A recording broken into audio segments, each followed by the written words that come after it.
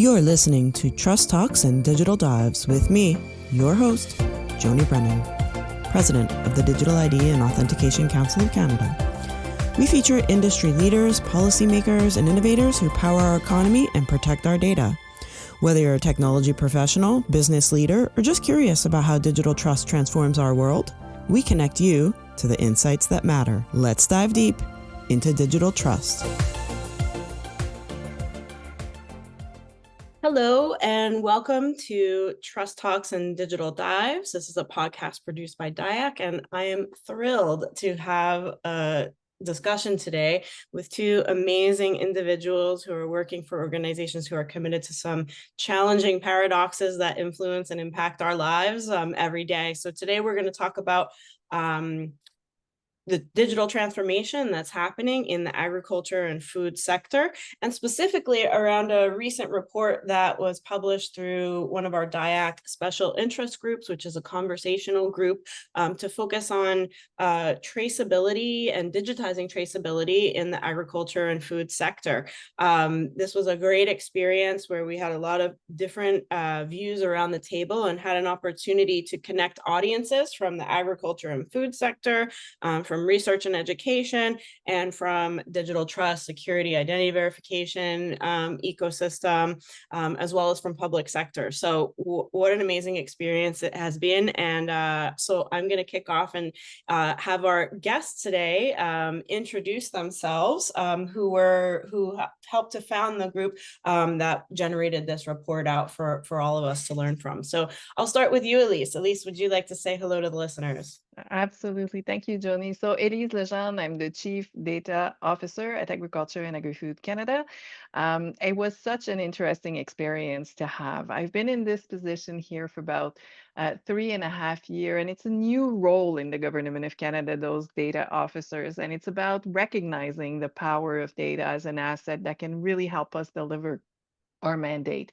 And this particular experiment that we did together with that special interest group brought in a lot of insight and highlighted some of the, I think, the type of ways we need to learn to work together better to embrace digital trust and the paradoxes that we are faced with. Amazing. Thank you so much, Elise. It's nice to have you.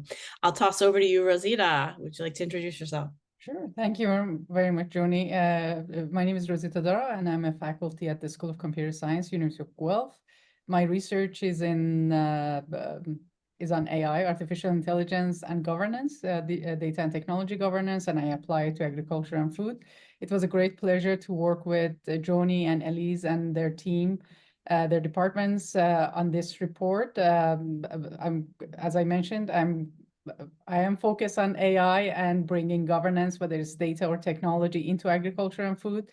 And also as part of my research, we look into the issue of trust and also digital technologies that enable that or enhance that. So it was a great opportunity for me to take part in this conversation and learn from both Joni and Elise and also other stakeholders and colleagues in the food supply chain. Amazing. Thank you so much for joining us today. Yeah, and I agree. It was a real pleasure. And, from a DIACC perspective, I think we're in a position that we have gratitude for, which is that we, digital trust and identity verification and these capabilities, we look at them as horizontal kind of capabilities, meaning that they can apply in many different sectors and many different kinds of use cases. So in our role as a convener, in this case, as a convener of discussions and facilitator of discussions, we get to learn deep knowledge about particular areas of interest of different communities. And in this case, it was a real learning journey to learn more about agriculture and food, and how that intersects with governance and technology. So with that, let's talk about, for the audience, how did we begin? What problems or what space were we trying to put some light on to start this open dialogue on digitizing traceability of agriculture and food? Who wants to take that? Well, I can start maybe with the where we came from. So as I mentioned, I'm the chief data officer here. One of the things we talk about is often how subject agnostic we are. We're there for finding ways to leverage our data assets and improve the way we deliver program and services to Canadian. But equally, at the Agriculture and Agri-Food Department, we also have a mandate, an important mandate to support the competitiveness and the sustainable growth of the sector, the agri-food sector. And one of the axis or one of the angles that often comes up is that food traceability, because it's essential to ensure the safety and the quality of the food product to be able to trace it along the value chain from the farm to the fork, as we often say. The ecosystem, however, is composed of many different sizes of enterprises, be it at the farm level, be it in the food processing chain. We're a very heavy exporter, so international trade is important. And the whole landscape is really evolving in terms of their needs for verification and trusted information to ensure the movement of goods. So there was kind of an alignment of stars in a place where we felt that there was an opportunity to explore how technology could help facilitate and improve the way we do business and the way we support the sector. So we saw an interesting area for growth and for learning, and a place where we had shared responsibility with others, and maybe where we needed to be open to learn from each other and be humble in a way in advancing our knowledge. And we thought, when we started talking about this, that partnering with the University of Guelph and you, Joni, and it brought the three sides of a very interesting triangle. Thank you. Rosita, did you want to add in? Yeah, so basically my interest was on the technical aspect of traceability. Traceability is such a fascinating enabler in the food supply chain to enhance quality, enhance food safety, enhance inventory management, and food supply chain resilience. But as we dig into enabling factors and technologies to enable this traceability, there are a number of challenges, or numerous challenges, that we have to overcome. And so it was an interesting forum to just learn about other organizations and where they are in terms of their technology and their processes and the challenges they are facing. Yeah, it's fascinating, and you know, as you were speaking, I was imagining one of the stories that we tell as well, and it's not just a story that we tell, it's something that I do, because I, like maybe others, when I go to the grocery store, I look for the "Is this made in Canada" sign to help make my selection of what I want. And you know, sometimes that's there and sometimes it's not, and sometimes I say, what's that definition mean and how has that been checked? And in order to deliver something as simple to consumers, you know, producers everywhere through the chain, that made in Canada, or what happened through that, it takes a lot of work in the background in order to get that result at the end. So this is where I think this is it's like inspiring, this work that you're so dedicated to, and that's how it kind of translates for the everyday Canadian in their food shopping. Well, let's talk a little bit about that. You know, that work that needs to go in and behind getting that made in Canada, produced in Canada verification, and how are some of the technologies and emerging technologies come into play. So let's talk a little bit, let's dig into specifically on introduce some of the concepts around the technologies. How does digital trust and what that means to you from a technology perspective come into play in instilling consumer confidence in the food chain? Maybe I'm going to point for you, Rosita, because you emphasize the technology angle. So do you want to introduce this for the audience? Sure, absolutely. So digital trust is, so there are a number of factors impacting not being able to immediately, as you indicated, a lot of effort goes into building a traceable system, but a number of factors contributes to it for why we cannot, you know, kind of in a short period of time build such a platform. And one of them is trust, and trust not only from the perspective of technology, but also people, stakeholder, trust in the data, trust in how data was collected and processed and you know, made available. So digital trust, the way I look at it, it enables compliance. It enables trust among the stakeholders.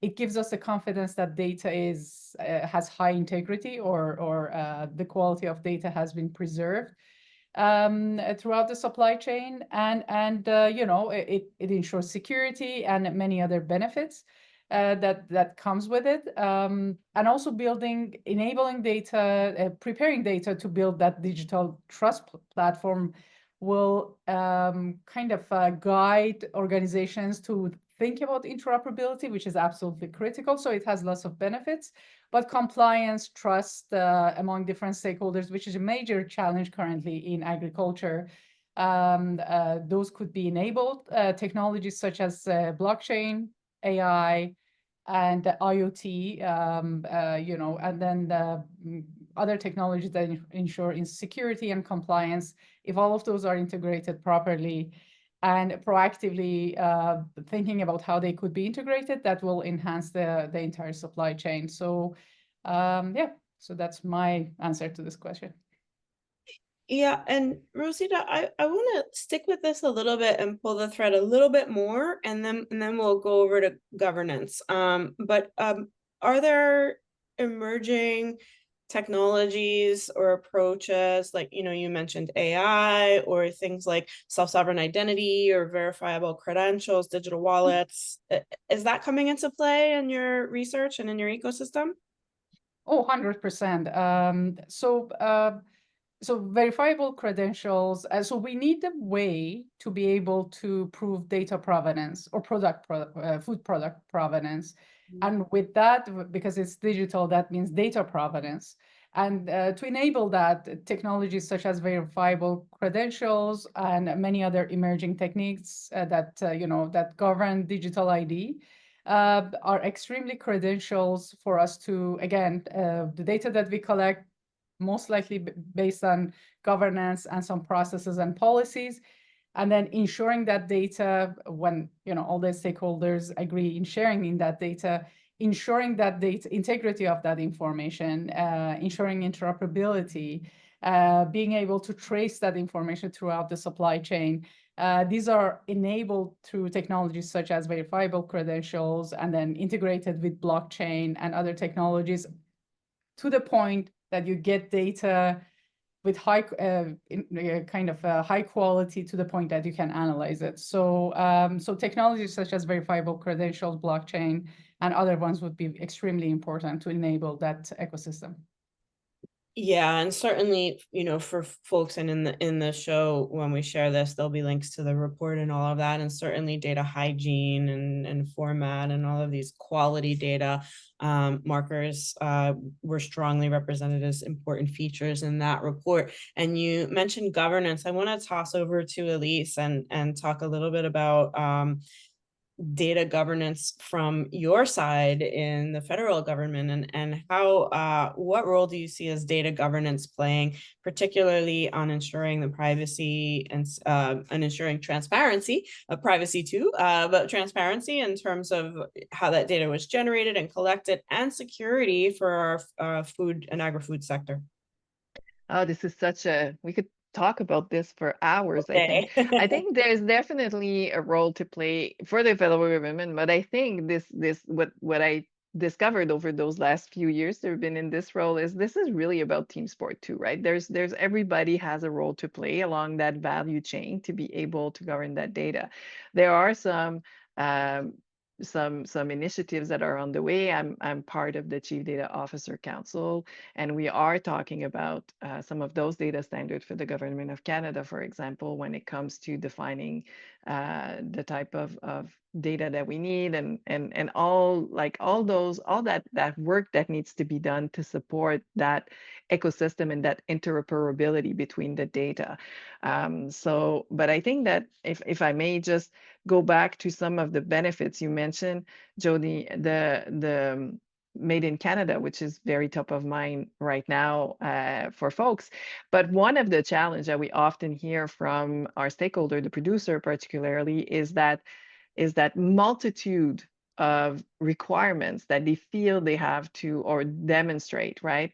And it's always it can be the origin of the product, but it could also be how it was produced, how it was sourced, where the products, is it ethical, organic, all of those attributes, and being able to verify them. It's a very, very busy space for the customer, and having that opportunity to trust and believe is very important. And right now, I won't lie, it's daunting for some of our producers to try to even keep up with the rules and regulation. Again, I mentioned earlier, we're very much of an exporter nation. So how one of the requirement to demonstrate, for example, that the crop was grown on land that was not deforested. That's the place where data, good data, verifiable data is important to be able to equip our producer and the industry in general to be able to meet those requirements and continue to export. So, but it requires that collaboration across the value chain. It's not the role of one, it's really team sport. And if I may just, like, we're talking a lot about adoption of those technology and the barriers to adoption, and oftentimes it's the cost associated with them that comes up. But in their work, the United Nations, on their report with using blockchain in food, in agriculture, highlighted some very interesting, like the alternative to those technologies, oftentimes some manual processes, right?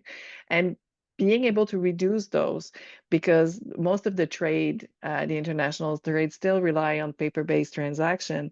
It costs the industry about 500 billion annually. So you can imagine that with digital credential or trust in the system, being able to reduce the verification time, automate some of the compliance, and improve the response time would generate some significant savings. No, those are excellent stats. And you know, in terms of those requirements and you know, governance and cost of adoption, I was also imagining, you know, maybe others too, like I've gone to the farmers market and you've got the one stand and it says organic, and we could talk about, is it organic or not, and how do you verify that? And then you go to the other stand and they say, oh yeah, we do all this stuff, but we don't get the certification. It's too much for us. So Yeah. this cost feature expresses itself in many different ways. And so finding that balance between the right layer of governance, requirements, security, and then what's achievable and helping producers to get to achievable, it's very hard work. So absolutely. And it takes a team effort. I love that. I think that's very true.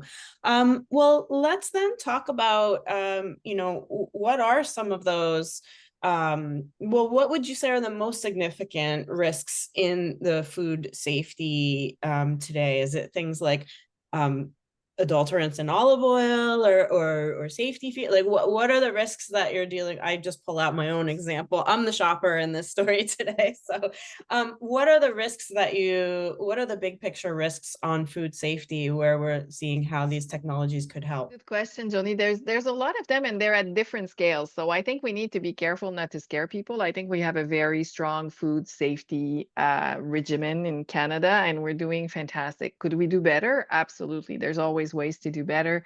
I referred that that United Nations report earlier, and to give you an idea, the number they cited in 2022 is that food fraud across the globe in the whole agri-food supply chain results in damages up to 40 billion annually, right? So that's a significant area, again, where we can find some savings. And when we think about food safety, it's also things like data tampering, having difficulty identifying the point of origin of a product. So in a case of a food recall, for example, it takes longer to get to the source. And, you know, all of these things happen. And, you know, it may come across as a lack of transparency in the food supply chain, but I think we have to be coming from a place where most, if not like most folks, are coming at this from a good place. And it's not about tampering or criminal intent, but it's about, you know, the means that they have and how they can do it. And that's where some of the new technology and the tools, I think, can really help bolster our efficiency and therefore strengthen the safety of our food supply.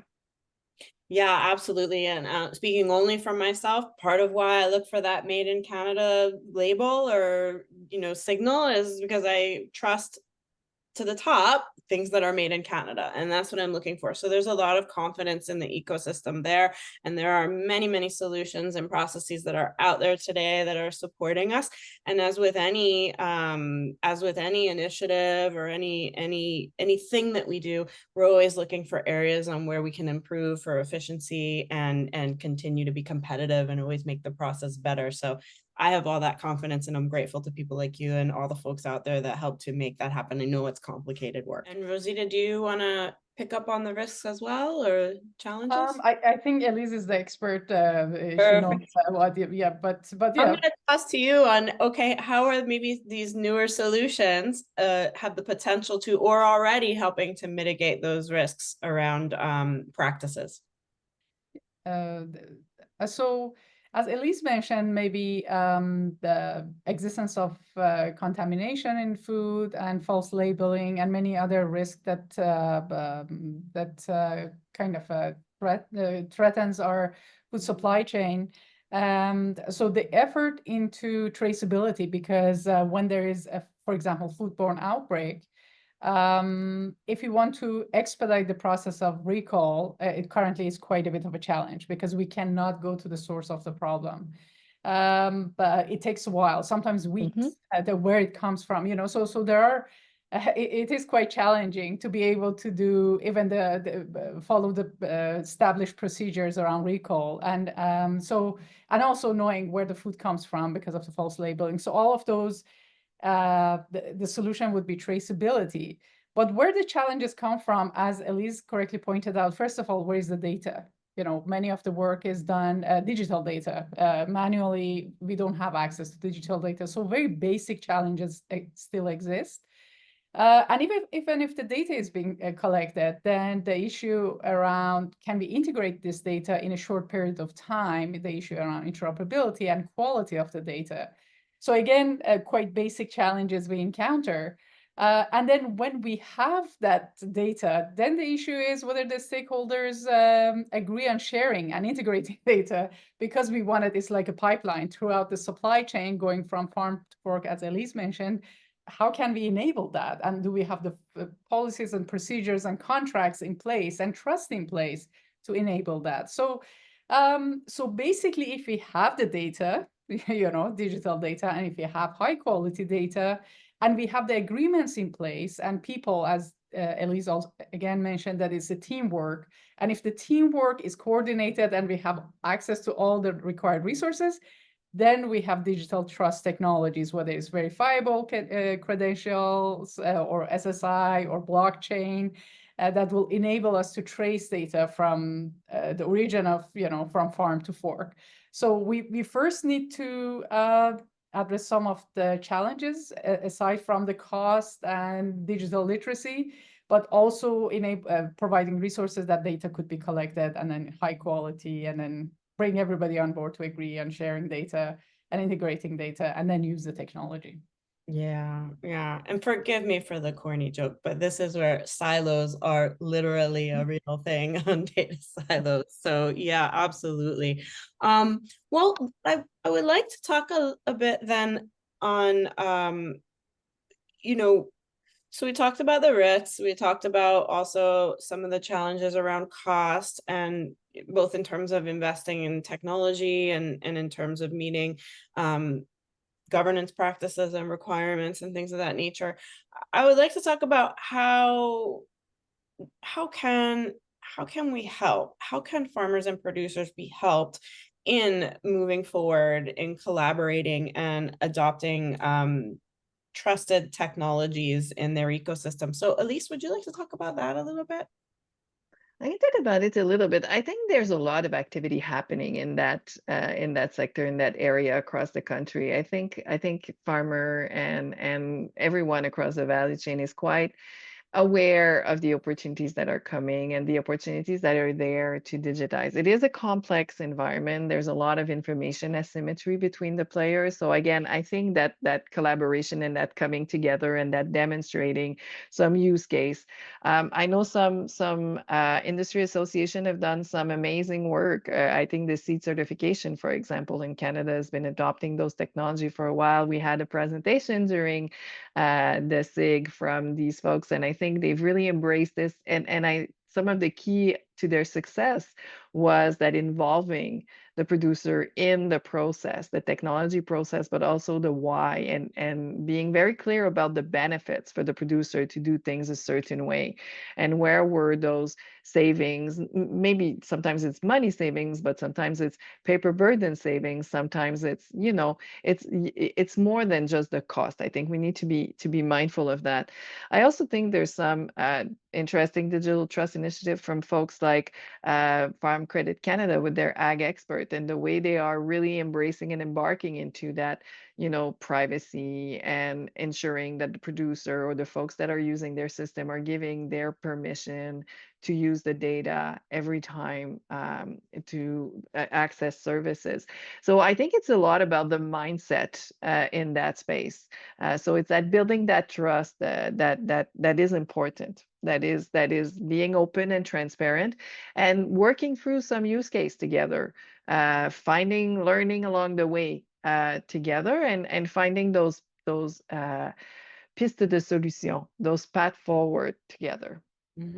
Yeah, absolutely. And I would say hopefully the conversations are part, you know, one small part of the picture that we had in the group. And it was great to bring in different guests and help raise up the information of what's happening and raise up the questions. And, you know, along those same lines, you know, we often ask this question in every kind of forum, are there other examples around the world of how technology and governance are integrating with agri and food that we might want to look at? So outside of Canada, any examples? I feel like I'm talking all the time, Rosita. Do you want to do this one? I can answer too if you want. We do Yeah, have some please go ahead. examples. I give you an example. Yeah, Don't sure. worry, I have questions for Rosita coming. No worries. That's okay. I think we can certainly see advances in other countries and in other areas. I think one of the ones we've seen that is leveraging blockchain and AI technology is Blender, which has actually created a verifiable digital credential enabling secure tamper-proof data exchange and enhancing transparency and trust across the agricultural supply chain in India. There's example in Nepal. I mentioned that United Nations report. There's example across the world, and it often, what is interesting is it's not often the whole sector. It will be a segment of the sector that will come together and move along, because that trust that we're talking about is a lot easier with folks that you're closer to, but also the data universe and the data governance is also similar. So you're not trying to boil the ocean, you're actually working on a real life case that you work through with your stakeholder. But all of those initiatives in the end will come together, right? And they will add up to a much more data-driven sector. Yeah, that's an interesting humanistic element that I see repeating over and over, meaning cohorts who have a common challenge or a common opportunity being more motivated to go forward in certain areas. And Rosita, you know, I know you're a powerhouse on research and proving out concepts. So what do you see coming forward from a existing and emerging technology space, and how they're advancing in our agri-food ecosystem? So I want to go back to a comment that Elise mentioned, and I'll come back, bring it to the question you asked. So I want to put emphasis on the power of, on the importance of what Elise mentioned around use cases and working together. And I believe this is the responsibility of researchers as well, because we tend to, for example, if we do modeling of anything, soil health or food production or disease modeling, we tend to work in isolation, develop the models, and then publish, and then move on to the next project. But I think it's absolutely critical to bring farmers, producers, and other stakeholders, decision makers on board. That the research takes longer, but it's quite impactful in terms of the learning outcome that comes out of it. And coming back to the technology, I think that also that use case approach will enable the stakeholders involved to become more familiar with data technologies, secure, because that's a conversation that comes up, privacy enhancing technologies, making that connection for them to trust when we say data is anonymized, so all of those are completely concepts that nobody understands what they are. And I think gradually you build that, digital literacy as well through that interaction, so that they know for the next technology, when somebody claims that it is anonymized and it is privacy enhancing or something like that, they can trust that conversation, or they can get engaged in that conversation. I feel there's a major kind of a kind of gap as kind of understanding some of these concepts, which is absolutely critical. So the technology innovation is moving quite fast, so I have colleagues who are working on security, digital verifiable, using in other sector, and kind of evaluating their impact in banking, so that to me that is moving similar to AI. Every day we wake up, there's a new innovation and we have to learn, and even for me I have to learn. So technology is moving too fast, and from people and processes perspective, we are moving, especially agriculture, given the complexity, moving slow. And I think it's absolutely critical in terms of the role of Joni, your organization role, especially AAFC, and so of course, Elise, I know they are working extremely hard, and also researchers, to kind of bridge this gap as quickly as we can, so that then we can adopt the technology, we can trust the technology, we can make sure some of the existing technology would be usable for agriculture and food. So from technology perspective, again, we don't have problem. It's just how can we make it user-friendly? How can we integrate it to agriculture and food, given that it's one of the most complex ecosystems that I have seen? Yeah, and we haven't even, I'll go ahead and do it and say it, but we haven't, and we didn't in this group, but then there's quantum and post-quantum. And so it's something when we were planning our discussion today, and something that I come across quite often is I really think about it as a paradox to be managed versus a problem to be solved, because we'll have a new gap as we get a new thing. So how do we continually recognize that and continually work to widen the circle of understanding? And then I'll also reassure the audience that even people within the industries and the ecosystems debate the definitions and what they really mean, and everyone is doing that. So join the conversation and take the opportunities to learn. Well, I would, we're getting closer to the wrap up, so I'd like to ask of both of you, thinking that this interview today will reach people who are both kind of new to the topic and are on that spectrum of having more expertise in the topic. So we will ask you, if you're really interested and want to learn more, read the report. We'll have that linked. We'll have the materials linked. But why don't we, Rosita, I'll ask you, and then I'll go to Elise. If you have a call to action for what you or Guelph or what you're doing, what's your call to action for people who are listening and watching this interview? Call to action for us. So I think it's absolutely critical. This is a very different way of approaching technology and adopting. And I think it requires close collaboration between different sectors and stakeholders. That's I have never been in the technology. I have worked in the mobile industry, and and also I've worked at the government. I've never done a project that I felt requires different expertise and different perspective to come together to be able to understand the challenges that currently exist and co-create solutions together. And solutions doesn't have to be technology. It could be processes, it could be best practices, it could be policies. And also, obviously, funding will be required. We have to test proactively the technology, the impact, together. So call to action from my perspective is just for all of us to come together and work together, within this complex supply chain to come up with the solutions that are responsible, ethical, and feasible, to deploy and use. So from my perspective, that would be extremely important. Excellent. Food for thought. Food for thought. I mean, the Agri through line is going. Elise, call to action today.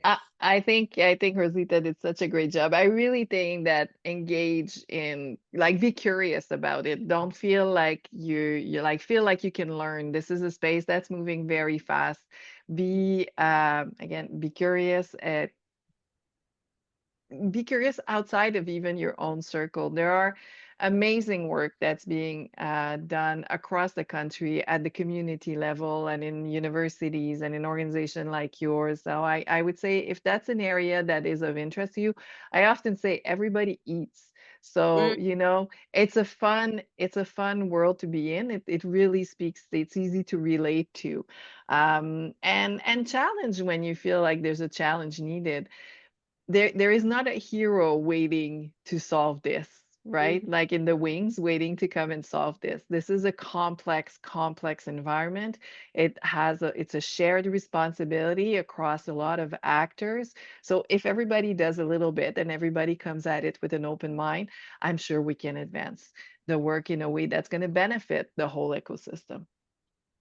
Amazing. And it's like mind reader. You've done this before, because I was thinking everybody eats food, and then you said it. So I think we all understand this.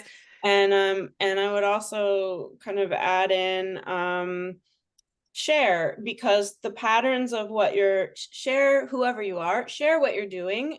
Be curious, be willing to share, because those patterns, I have conversations more than once every week about people trying to understand what information is authentic. Is this a real picture? Where did this food come from?